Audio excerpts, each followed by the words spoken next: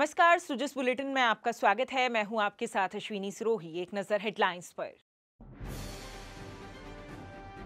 मुख्यमंत्री ने डूंगरपुर में नदियों के संरक्षण और संवर्धन के लिए विराट श्री राम कथा कार्यक्रम में की शिरकत। आमजन से किया पारंपरिक जल स्रोतों का संरक्षण करने का आह्वान।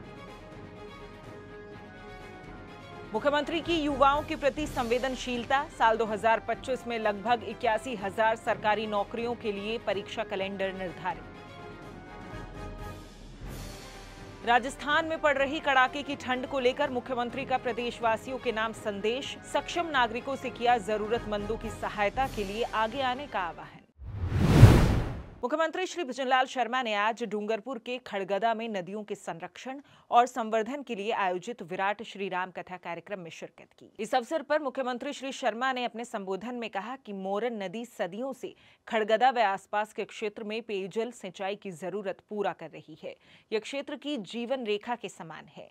ग्रामीणों ने मोरन नदी के संरक्षण और संवर्धन का जो बीड़ा उठाया है वो सराहनीय है। मोरन नदी सदियों से खड़गदा एवं आसपास के क्षेत्र में पेयजल सिंचाई की जरूरत पूरी कर रही है। यह क्षेत्र की जीवन रेखा के समान है। इस नदी के संरक्षण एवं संवर्धन का ग्रामीणों ने जो बीड़ा उठाया है, नदी का सफाई का अभियान जो शुरू किया है, यहाँ के बासिंदों ने 9 महीने के अथक मेहनत और अपने दृढ़ संकल्प से 1 किलोमीटर के दायरे में मोरन को चौड़ा और गहरा कर नदी में जल उपलब्धता बढ़ाई है। मैं सभी ग्रामवासियों को और महाराज जी को और आप सभी को मैं बहुत बहुत धन्यवाद देता हूं, बहुत बहुत बधाई देता हूं। मुख्यमंत्री ने आमजन से गांव में उपलब्ध पेयजल का पारंपरिक स्रोत जैसे कुएं, बावड़ी, तालाब, नदी आदि के संरक्षण के लिए सहभागिता निभाने की अपील की। मुख्यमंत्री ने कहा कि आने वाली पीढ़ियों को पेयजल उपलब्ध करवाने के लिए स्थानीय पारंपरिक जल स्रोतों का संरक्षण बेहद आवश्यक है। मेरी सभी आमजन से अपील है कि गांव में उपलब्ध पेयजल की पारंपरिक स्रोत जैसे कुएं, तालाब, बावड़ी, नदी आदि के संरक्षण के लिए सहभागिता से काम करें, ताकि हम इस पीढ़ी और आने वाली पीढ़ी को स्वच्छ पेयजल उपलब्ध करा सकें। खड़गदा वासियों और इस आयोजन से जुड़े सभी महानुभावों को बहुत बहुत आभार भी व्यक्त करता हूं, जिन्होंने इस आयोजन के माध्यम से इस क्षेत्र और समस्त प्रदेश के लोगों को यह संदेश दिया है कि स्थानीय पारंपरिक जल स्रोतों का संरक्षण किया जाना बहुत आवश्यक है। मुख्यमंत्री श्री शर्मा ने कहा कि राज्य सरकार प्रदेश में पेयजल और सिंचाई के लिए जल उपलब्धता बढ़ाने के लिए लगातार कार्य कर रही है। प्रदेशवासियों के लिए ERCP PKC लिंक परियोजना की सौगात दी गई है। इस परियोजना से प्रदेश की 40% आबादी को जल संकट से मुक्ति मिलेगी। साथियों, हमारी सरकार प्रदेश में पेयजल और सिंचाई के लिए जल उपलब्धता बढ़ाने के लिए संकल्पित भाव से काम कर रही है। प्रदेशवासियों के लिए खुशी की बात है, जैसा मैंने कहा कि हाल ही में देश के यशस्वी प्रधानमंत्री जी ने प्रदेश की ERCP PKC लिंक परियोजना की सौगात दी है और हम इस परियोजना से को पूरी निष्ठा से के साथ पूरा करेंगे। इस परियोजना से प्रदेश की 40% आबादी को पेयजल संकट से मुक्ति मिलेगी। हमने शेखावाटी के लिए भी काम किया, यमुना जल समझौता भी हमने इसमें किया है। गांव में ही पानी का संचय हो, इसके लिए भी हम काम कर रहे हैं। देश के यशस्वी प्रधानमंत्री नरेंद्र मोदी जी, जल शक्ति मंत्री CR पाटिल साहब ने कर्म भूमि से जन्मभूमि कार्यक्रम की जो पहल की है, जिससे प्रवासी भाई बहनों द्वारा गांव में भूजल रिचार्ज हेतु सहयोग दिया जा रहा है और बढ़ चढ़ के हिस्सा जो लिया जा रहा है, उसके लिए भी मैं उनको धन्यवाद देता हूं कि वो मातृभूमि के लिए और कर्म भूमि से आकर के काम कर रहे हैं। मुख्यमंत्री श्री भजनलाल शर्मा की युवाओं के प्रति संवेदनशीलता और उनके द्वारा तत्परता के साथ लिए जा रहे निर्णय युवाओं के सरकारी नौकरी के सपनों को पूरा करने में कारगर सिद्ध हो रहे हैं। प्रदेश में राज्य सरकार द्वारा पारदर्शिता के साथ भर्ती परीक्षाओं के आयोजन से लेकर समय पर नियुक्तियां प्रदान की जा रही हैं। आपको बता दें कि नववर्ष की शुरुआत से पहले ही लगभग 81,000 सरकारी नौकरियों के लिए वर्ष 2025 में होने वाली परीक्षाओं का कैलेंडर जारी किया गया। साथ ही इसी माह में लगभग 13,500 युवाओं को नियुक्ति पत्र दिए जाएंगे। राज्य सरकार द्वारा कार्यकाल के पहले ही वर्ष में लगभग 47,000 पदों पर युवाओं को नियुक्तियों की सौगात दी गई है। इसी तरह लगभग 15,000 पदों के लिए पूर्ण पारदर्शिता के साथ आयोजित की जा चुकी परीक्षाओं के परिणाम भी जल्द जारी किए जाएंगे। अभी तक हमने युवाओं को लगभग 47,000 नियुक्तियां देने का हमारी सरकार ने 1 वर्ष में काम किया है। आने वाले 12 जनवरी को हम लगभग 10-12 हजार और हम नियुक्ति देने वाले हैं।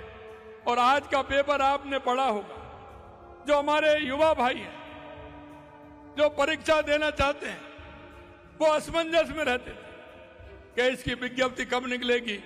आज हमने पूरा कैलेंडर जारी किया है, 81,000 वैकेंसियों का कैलेंडर जारी किया है। मैं युवा भाई बहनों से कहना चाहता हूं, आप पढ़िए, मेहनत करिए और जौन सा पेपर आपको देना है उसकी डेट पूरी 1 साल की हमने आज ही पूरी तरह से निकाल दी है।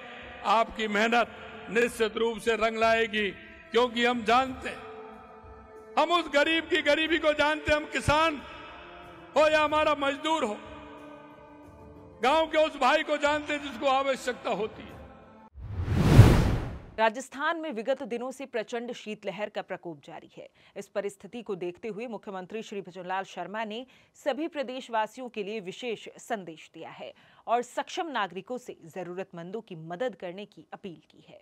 मेरे प्यारे प्रदेशवासियों, नमस्कार। इस समय उत्तर भारत के अधिकांश हिस्सों में कड़ाके की ठंड पड़ रही है। राजस्थान में भी ठंड का प्रकोप तेजी से बढ़ रहा है। मौसम विभाग के पूर्वानुमान के अनुसार आने वाले दिनों में ठंड और भी बढ़ने की संभावना है। ठंड के साथ इस समय कुछ जगह बारिश भी हुई है। मावठ से भी बढ़ने वाली सर्दी से हम सबको अपना बचाव करने की जरूरत है। ऐसी परिस्थितियों में ठंड के प्रकोप से बचने के लिए राज्य सरकार और केंद्र सरकार द्वारा जारी की गई एडवाइजरी का पालन करना अत्यंत आवश्यक है। इस सर्दी में अपना और अपने परिवार का विशेष ध्यान रखें। बच्चों, बुजुर्गों को ठंड से बचाने के लिए गर्म कपड़ों और उचित आहार का प्रबंधन करें। यदि संभव हो तो अपने आसपास रहने वाले ज़रूरतमंद लोगों को भी सहायता प्रदान करें। ठंड के इस मौसम में हमारे आसपास के जीव जंतु भी हमारी सहायता और संवेदनशीलता के पात्र हैं, इसलिए उनके लिए भी पानी और भोजन की व्यवस्था करें।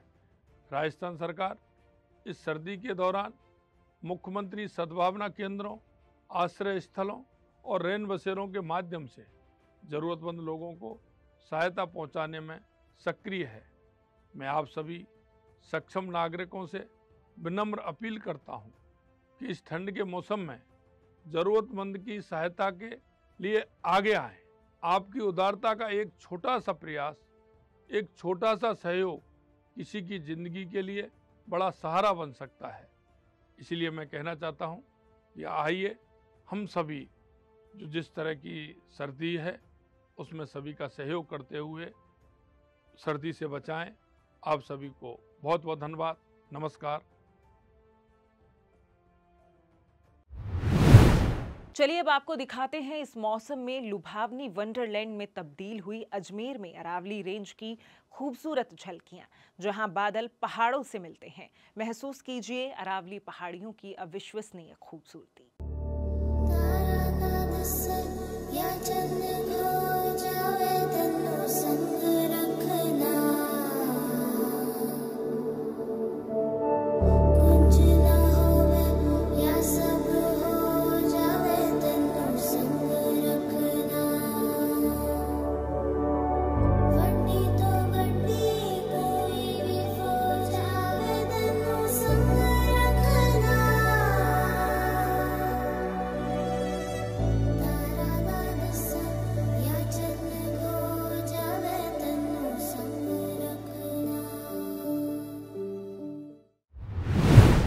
सुजस बुलेटिन में फिलहाल के लिए इतना ही, फिर होगी आपसे मुलाकात, तब तक के लिए नमस्कार।